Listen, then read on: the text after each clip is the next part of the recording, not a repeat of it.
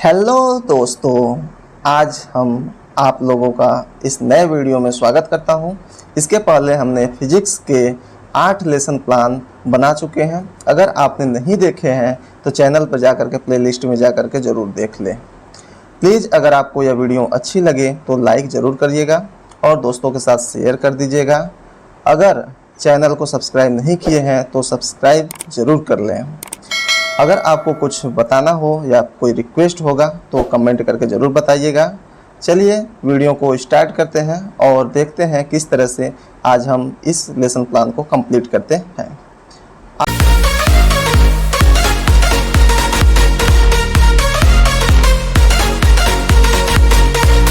आज का मेरा लेसन प्लान ये 9वां है। इसमें जो होता है प्रकरण जो टॉपिक जो है सौर मंडल यानी सौर परिवार है और यह फिजिक्स सब्जेक्ट का है। इसमें सबसे पहले हम करते हैं क्या है कि विद्यालय का नाम लिखते हैं। जिस विद्यालय में आपको टीचिंग करने के लिए बोला जाता है उस विद्यालय का नाम लिखेंगे सबसे पहले, फिर दिनांक लिखते हैं, फिर कक्षा लिखेंगे, चक्र लिखेंगे, समय लिखेंगे, प्रकरण, फिर विषय। चलिए नेक्स्ट क्या करते हैं, इसके बाद हम सामान्य उद्देश्य लिखते हैं। सामान्य उद्देश्य में सबसे पहला होता है छात्र का विज्ञान विषय में रुचि उत्पन्न करना। दूसरा जो होता है छात्रों में चिंतन व तर्क शक्ति का विकास करना। तीसरा होता है छात्रों में वैज्ञानिक दृष्टिकोण का विकास करना। चौथा जो है छात्रों में प्रायोगिक कार्यों के प्रति रुचि उत्पन्न करना। पांचवा जो है छात्र को विज्ञान विषय की दैनिक जीवन में उपयोगिता बताना। नेक्स्ट होता है विशिष्ट उद्देश्य। विशिष्ट उद्देश्य में जो होता है ज्ञान होता है, नॉलेज। नॉलेज में क्या करते हैं हम लोग कि छात्र सौर मंडल के विषय में जानकारी प्राप्त कर सकेंगे। फिर नेक्स्ट होता है बोध यानी अंडरस्टैंडिंग। अंडरस्टैंडिंग में हम लोग लिखते हैं कि छात्र सौर मंडल में भाग लेने वाले सदस्यों के बारे में ज्ञान प्राप्त कर सकेंगे। फिर नेक्स्ट होता है अनुप्रयोग यानी एप्लीकेशन होता है। छात्र सौर मंडल से संबंधित ग्रहों का महत्व समझकर उनका जीवन में प्रयोग कर सकेंगे। फिर उसके बाद हम क्या करते हैं, शिक्षण सहायक सामग्री में हम कोई चार्ट बना करके यानी कि जो होता है ग्रह से संबंधित जो होता है उसका चार्ट बना करके बच्चों को उस चार्ट के माध्यम से पढ़ाने के लिए दिखाते हैं। ठीक है, तो इसमें शिक्षण सहायक सामग्री में हम लिख देंगे चार्ट। फिर उसके बाद हम पूर्व ज्ञान में लिखते हैं छात्र आकाश के विषय में सामान्य जानकारी रखते हैं। फिर हम क्या करते हैं उसके नेक्स्ट क्या करते हैं, प्रस्तावना प्रश्न का होता है कि 3 कॉलम होती है। पहला जो होता है क्रम संख्या होता है, दूसरा छात्राध्यापक क्रिया, तीसरा छात्र क्रिया होता है। ठीक है, तो सबसे पहला क्वेश्चन होगा कि रात को आकाश में प्रकाश की एक दुधिया सफ़ेद लंबी पट्टी क्या कहलाती है। तो बच्चे इसका आंसर देंगे कि रात को आकाश की एक दुधिया सफ़ेद लंबी पट्टी आकाशगंगा कहलाती है। ठीक है, दूसरा क्वेश्चन पूछेंगे कि तारों यानी सूर्य में प्रकाश कहाँ से आता है। तो छात्र इसका आंसर देंगे कि तारे स्वयं के प्रकाश से प्रकाशित आकाशीय पिंड हैं। तीसरा क्वेश्चन पूछेंगे कि तारों का चक्कर लगाने वाले पिंड को क्या कहते हैं। तो छात्र इसका आंसर देंगे कि सूर्य का चक्कर लगाने वाले पिंड को ग्रह कहते हैं।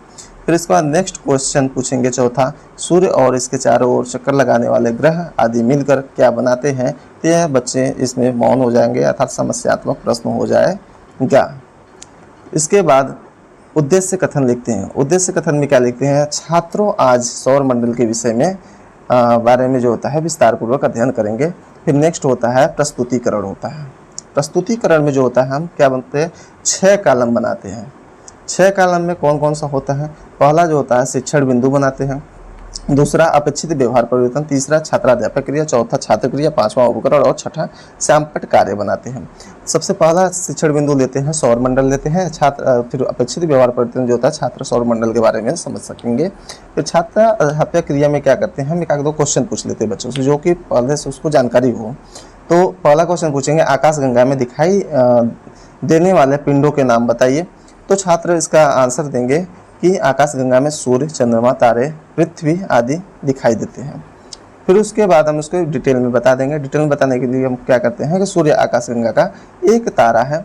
सूर्य और इसके चारों ओर परिक्रमा करने वाले ग्रह हैं यानी कि परिक्रमा करने वाले 8 ग्रह तथा उनके उपग्रह हैं मिलकर के सौर मंडल का निर्माण करते हैं। इसकी आकृति उल्टी तस्तरी जैसी होती है।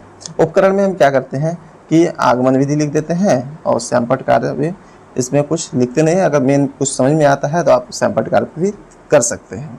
ठीक है, दूसरा शिक्षण बिंदु में लेते हैं पृथ्वी से सूर्य के बीच की दूरी क्या है। अपेक्षित व्यवहार परिवर्तन में क्या करते हैं, छात्र पृथ्वी से सूर्य के बीच की दूरी के बारे में समझ सकेंगे। उसके बाद हम करते हैं क्या है कि क्वेश्चन पूछते हैं। एक क्वेश्चन पूछते हैं कि सूर्य का चक्कर कौन करता है या कौन लगाता है। ठीक है, तो बच्चे इसका आंसर देते हैं सूर्य का चक्कर पृथ्वी आदि ग्रह लगाते हैं। उसके बाद दूसरा क्वेश्चन पूछते हैं कि सूर्य की ऊष्मा का अनुभव पृथ्वी को क्यों नहीं होता है। तो बच्चे आंसर देते हैं सूर्य पृथ्वी से बहुत दूर होने के कारण ऊष्मा का अनुभव नहीं होता है। इसके बाद इसके बारे में हम डिटेल में समझाते हैं कि पृथ्वी से सूर्य की दूरी एक खगोलीय मात्रक कहलाती है, जिसका मान 1.49 × 10⁻11 ठीक है मिनट होता है, और जिसका मान 1.49 × 10⁻11 मीटर होता है। एक वर्ष में प्रकाश द्वारा निर्वात में चली गई दूरी को प्रकाश वर्ष कहते हैं, जिसका मान 9.4 × 10⁻12 किलोमीटर होता है।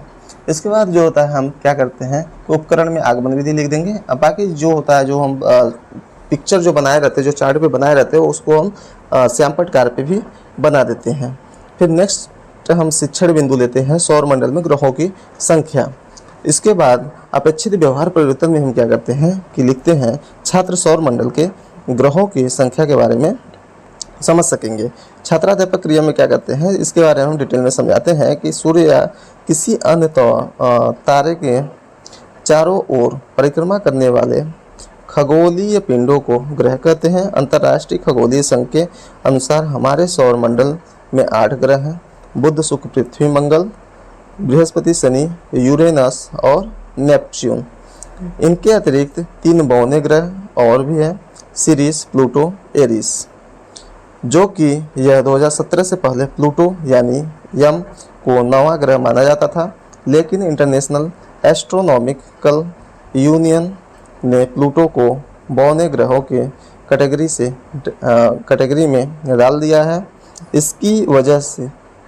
इसकी वजह यह है कि प्लूटो कक्षा के बाकी सभी ऑब्जेक्ट्स को पूरा करने में नाकाम रहा है।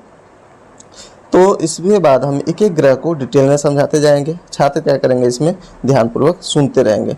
और इसमें जो होता है उपकरण में हम निगमन विधि लिख देंगे, और बाकी इधर जो है सौर मंडल के 8 ग्रह होते हैं, उस ग्रहों को ये क्या कहते हैं श्यामपट्ट कार्य में लिख देंगे।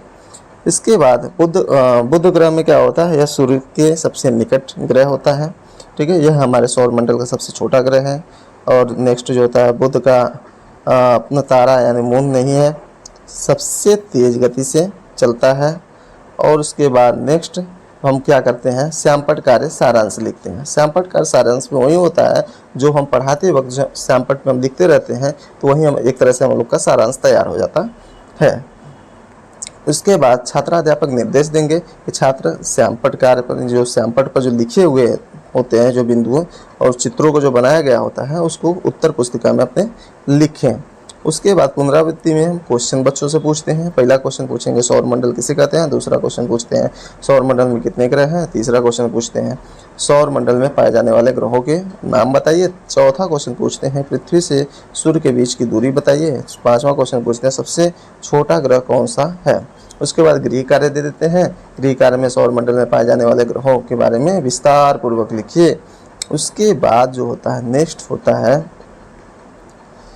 कि पर्यवेक्षक टिप्पणी एवं सुझाव होता है, यानी कि टीचिंग के दौरान जो होता है, जो टीचर्स जाए यहाँ मतलब कि यूनिवर्सिटी या कॉलेज से जो जाते हैं, तो आपको ऑब्जर्व करते हैं कि आप टीचिंग कितना बेस्ट कर पाते हैं, कितना अच्छा कर रहे हैं, अभी क्या आपके अंदर अभी कितना कमियां हैं, तो उसको कमियों को लिखते हैं।